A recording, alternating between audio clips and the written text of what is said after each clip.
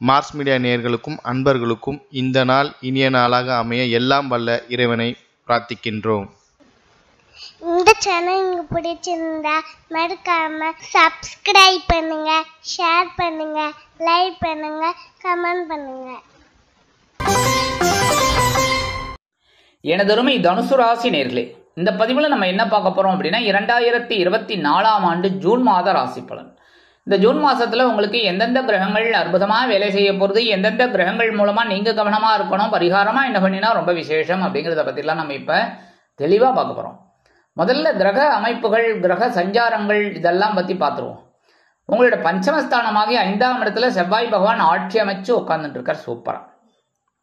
அடுத்தபடியா பகைருண ரோகஸ்தானமாகிய 6ஆம் இடத்துல பாக்கியாதிபதி சூரிய பகவான், ராசிநாதனும் சுகாதிபதியுமான குரு பகவான், 6-11 அதிபதி சுக்கிர பகவான், 7-10 அதிபதி புத பகவான், இந்த 4 பேரும் அற்புதமா உட்கார்ந்துட்டு இருக்கார். அதுல இந்த புத பகவான் 9/6/2024 முதல் களத்திரஸ்தானமாக 7ஆம் இடத்துக்கு வந்து ஆட்சி அமைக்கிறார்.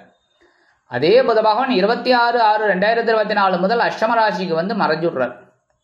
13/6/2024 முதல் களத்திரஸ்தானத்துல சுக்கிர பகவான் பயிற்சி அடைகிறார். 15/6/2024 முதல் களத்திரஸ்தானத்துல சூரிய பகவான் பயிற்சி அடைகிறார்.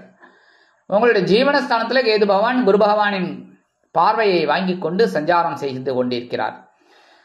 சகாயஸ்தானத்துல சனீஸ்வர பகவான் அற்புதம் அற்புதம் அற்புதம். உங்களுடைய தனவாக்கு குடும்பஸ்தானாதிபதி சகாயாதிபதி சகாயஸ்தானத்துல.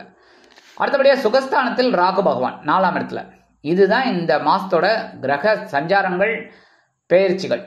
அந்த வகையில முதல்ல என்னன்னு பார்த்தீங்கன்னா பஞ்சமஸ்தானமாக 5ஆம் இடத்துல செவ்வாய் பகவான் ஆட்சி அமைச்சு சூப்பரா உட்கார்ந்துட்டு இருக்கார்.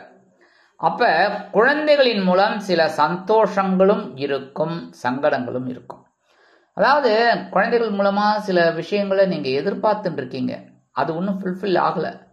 சில நேரங்கள்ல சில குழப்பங்களும் இருக்கு, சில நேரங்கள்ல சில சந்தோஷங்களும் இருக்கு. இந்த குழந்தைகளுக்காகவே சில செலவுகளை மேற்கொள்ள வேண்டி வரலாம். அதுவும் இந்த கல்வி பயிலும் மாணவ மாணவிகள் இந்த குழந்தைகள் இருக்காங்கனாக்கா அந்த குழந்தைகளுக்காக கல்வி செலவை ஏற்க வேண்டி வரும். அடுத்தபடியா சீருடை பணியாளர்களாகிய காவல், இராணுவம், தீயணைப்புத்துறை, மருத்துவத்துறையில் வேலை பார்க்கும் அன்பர்களுக்கு எதிர்பார்க்கும் இடமாற்றம், பதவி மாற்றம், பதவி உயர்வு, சம்பள உயர்வு சற்று காலதாமதமாகி பிறகு கிடைக்கும். அடுத்தபடியா 6ஆம் இடத்துல பாக்கியாதிபதி சூரிய பகவான் ரொம்ப அற்புதம். ஏன்னா 6ஆம் இடத்துல சுக்கிர பகவான் இருக்கிறது ரொம்ப விசேஷமான பலன்கள். உங்களுக்கு தைரியம் அதிகமா இருக்கும், வீரியம் அதிகமா இருக்கும், ஒவ்வொரு காரியத்தையும் துணிந்து செய்வீங்க. ஏன்னா சூரிய பகவான் வந்து பார்த்தீங்கன்னா மனசுல ஒரு தைரியத்தை கொடுக்கக்கூடியவர். அதனாலதான் உங்களுக்கு ஒரு தைரியம் அதிகமாவே இருக்கும். அடுத்தபடியா 6-11 அதிபதி சுக்கிர பகவான், 7-10 அதிபதி புத பகவான். உத்தியோகத்துல பரபரப்பா இருப்பேள், சுறுசுறுப்பா இருப்பேள். பட் அதுக்கு உண்டான உயர்வுகள் வருதா இல்லையோ, ஆனா நீங்க கடுமையா உழைக்கக்கூடிய மனுஷர்கள். அதனால அந்த உழைப்ப வந்து நீங்க வந்து வீண் போக விட மாட்டீங்க. அந்த அளவுக்கு கடுமையா உழைப்பீங்க, ஓரளவுக்கு உங்களுக்கு ஒரு உண்மை கிடைக்கும். அடுத்தபடியா சுகாதிபதியும் ராசிநாதனும் ஆகிய குரு பகவான், 6ஆம் இடத்துல இருக்கிற குரு பகவான் உங்களுக்கு சில வேலைகளை செஞ்சுட்டு இருக்கார். அதாவது மறைமுகமா 6ஆம் இடத்துல மறைவு அப்படிங்கிறதுனால மறைவு பெற்ற குரு பகவான் சில நேரங்கள்ல சில நன்மைகளையும் கொடுப்பார், சில நேரங்கள்ல கொஞ்சம் உடம்புல சில விஷயங்களை புகுத்துவார். கவனமா இருக்கணும், உடல் ஆரோக்கியத்துல கவனமா இருக்கணும். அதே மாதிரி இந்த சொத்து வாங்குற விஷயம், விற்கிற விஷயத்துல எல்லாம் ரொம்ப அக்கறை எடுத்துக்கணும். ரியல் எஸ்டேட்டு, பங்குச்சந்தை இதுலெல்லாம் வந்து நீங்க இன்வெஸ்ட்மெண்ட் பண்ண போறீங்க அப்படின்னா அந்த வில்லங்கம் எதுவும் இல்லையா அப்படிங்கறதெல்லாம் பார்த்து முடிவெடுக்கிறது நல்லது. இருந்தாலும் இந்த குருவோட பார்வைன்னு பார்த்தீங்கன்னா ஜீவனஸ்தானத்துல ஒரு பார்வை விழுது, விரயஸ்தானத்துல ஒரு பார்வை விழுது, தனவாக்கு குடும்பஸ்தானத்துல ஒரு பார்வை விழுது. உத்தியோகத்துல ஓரளவுக்கு பரபரப்பா இருப்பேள், அதுக்குண்டான உயர்வுகள். தொழில் வியாபாரத்துல சுறுசுறுப்பா இருப்பேள், அதுக்குண்டான உயர்வுகள். அடுத்தபடியா விரயம் எந்த அளவுக்கு இருக்கோ அதுக்கேற்றபடியே ஒரு தனவரவும் உங்களுக்கு வந்துட்டு இருக்கும் இந்த குரு பகவானோட பார்வையினால. அடுத்தபடியா இந்த புத பகவான் 9/6/2024 களத்திரஸ்தானமாக 7ஆம் இடத்துக்கு வந்து ஆட்சி அமைக்கிறார். நண்பர்கள் இந்த நேரத்துல உங்களுக்கு ஓரளவுக்கு அனுகூலமா இருப்பார். வாழ்க்கை துணை கூட ரொம்ப உங்க சொல் பேச்சை கேட்டு நடப்பாங்க, அதுலயே உங்களுக்கு ஒரு சந்தோஷம் இருக்கும். 26/6/2024 முதல் இந்த புத பகவான் அஷ்டமராசிக்கு வந்து மறையறதுனால மறைந்த புதன் நிறைந்த லாபத்தை கொடுப்பார், அற்புதமான லாபத்தை கொடுப்பார். அப்ப மனசுல ஒரு சந்தோஷம் இருக்கும். 13/6/2024 இந்த சுக்கிர பகவான் எங்க வரப்போறாரு பார்த்தீங்கன்னா 7ஆம் இடமாகிய களத்திரஸ்தானத்துக்கு வந்துடுறார். 15ஆம் தேதியிலிருந்து களத்திரஸ்தானத்துக்கு சூரிய பகவான் வந்துடுறார்.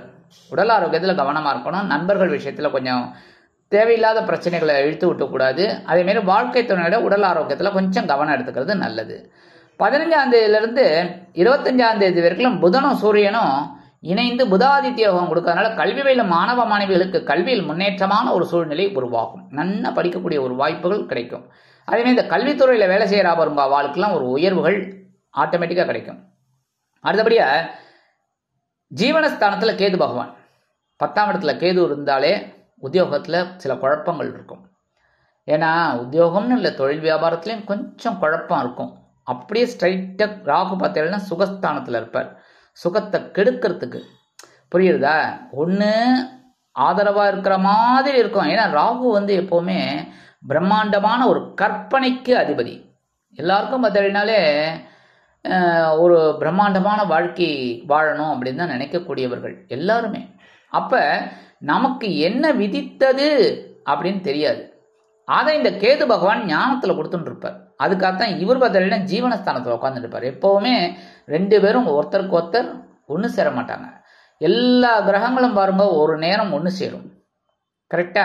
சூரியனும் புதனும் ஒன்று சேருவா, சூரியனும் செவ்வாயும் ஒன்று சேருவாங்க. சில பேர் இப்படி ஒவ்வொன்று சூரியனும் சந்திரனும் ஒன்று சேர்ந்தா அமாவாசை. இப்படி எல்லாம் எல்லா கிரகங்களும் ஒன்னோட ஒன்று சேர்ந்துடும், ஒரு ட்ராக்ல பயணமாகும். ஆனால் இந்த கேதுவும் ராகுவும் மட்டும் ஒரே ட்ராக்ல பயணம் ஆகாது. ஏன்னா ஒன்று பிரம்மாண்டமான உலகத்தை காமிக்கும் ராகு பகவான், இன்னொன்று இது அல்லடா வாழ்க்கை, இந்த பிரம்மாண்டம் கிடையாது அப்படின்னு சொல்லி இந்த கேது பகவான் கரெக்டாக ஆப்போசிட் 7ஆம் இடத்துல இருப்பார். உங்களுக்கு 4ஆம் இடத்துல ராகு பகவான், 10ஆம் இடத்துல கேது பகவான். அதனால தான் ஜீவனத்தில் நீங்கள் கொஞ்சம் கடுமையாக பாடுபட்டீங்கன்னா, ஜீவனம் அப்படின்னா என்ன? உத்தியோகம், தொழில் வியாபாரம். கவனமாக பாடுபட்டீங்கன்னா சுகத்தை அனுபவிக்கலாம். இந்த இடத்துல நீங்கள் ரொம்ப லேசியாக இருந்துட்டீங்க அப்படின்னா சுகம் ஸ்பாயில், அனுபவிக்க முடியாது. அதனால தான் சுகஸ்தானத்தில் ராகு. கவனமாக ஒவ்வொரு வேலைகளையும் செய்யுங்கோ. இந்த சுகஸ்தானத்தில் இருக்கிற ராகு உங்களுக்கு ஒரு பிரம்மாண்டத்தை கொடுப்பார், அற்புதமான ஒரு வாழ்க்கையை கொடுப்பார், முன்னேற்றத்தை கொடுப்பார். சில பேருக்கு வெளியூர் அல்லது வெளிநாட்டு பயணங்கள் அற்புதமாக நிறைவேறும். அதுவும் இந்த உத்தியோகம் பார்க்குறவா, மேற்படிப்பு படிக்கிறதுக்கு மேலை நாடு போகணும் அப்படின்னு நினைக்கிறவாள்லாம் தாராளமாக இந்த ராகுவை மனசார தியானம் பண்ணிட்டு நீங்கள் மேற்கொள்ளலாம்.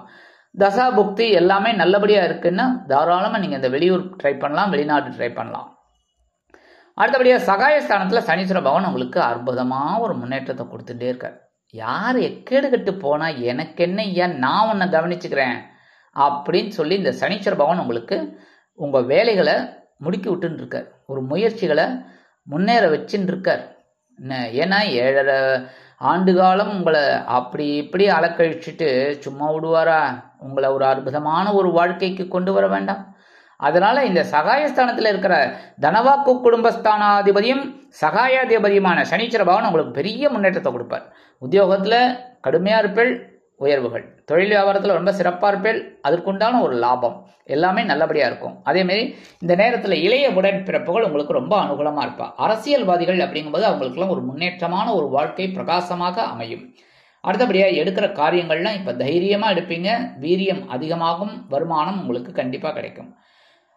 பரிகாரமாக என்ன பண்ணினா ரொம்ப விசேஷம் அப்படின்னா கண்டிப்பாக புற்றுக்கோயில் போயிட்டு வர்றது ரொம்ப விசேஷம். நான் ஒவ்வொரு மாதமும் அதை சொல்லுவேன்.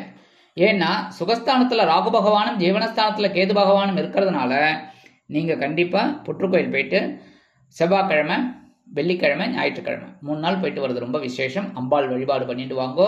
அதே சமயம் இந்த நாக வழிபாடு பண்ணுறது ரொம்ப விசேஷமான பலன்களை உங்களுக்கு கொடுக்கும். இந்த மனக்குறைகள்லாம் தீரும், மன சஞ்சலங்கள் தீரும், மன கஷ்டங்கள் தீரும், ஒரு முயற்சிகள் வெற்றி அடையும். அடுத்தபடியாக நவ கிரகங்களில் உள்ள குரு பகவானை வியாழக்கிழமைகளில் நெய் தீபமேற்றி வழிபாடு பண்ணிட்டு வாங்கோ.